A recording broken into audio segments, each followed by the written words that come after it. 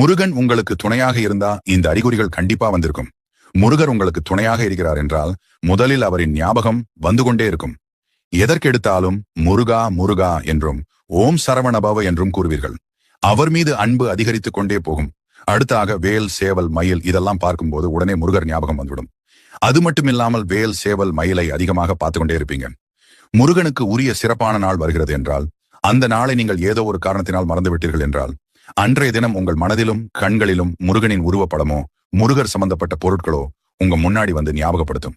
இது மாதிரி உங்களுக்கு நடந்திருக்கப்ப போய் காலண்டர் பாத்தீங்கன்னா அன்னைக்கு முருகருக்கு உகந்த நாளாக தான் இருக்கும்.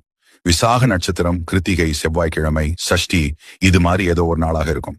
நீங்க ஒரு கஷ்டத்துல இருக்கும்போது உங்களுக்கு உதவி செய்ய ஒருத்தவங்க வருவாங்க. அவங்க பேர் கண்டிப்பா முருகன் பேர்கள் உள்ள ஒருத்தவங்களாகத்தான் இருப்பாங்க. அடுத்து மனசுக்குள்ள ஏதாவது ஒண்ணு போட்டு குழப்பிட்டு இப்ப நம்ம எடுத்திருக்கக்கூடிய இந்த முடிவு சரியா தப்பான்னு குழம்பி தவிக்கும்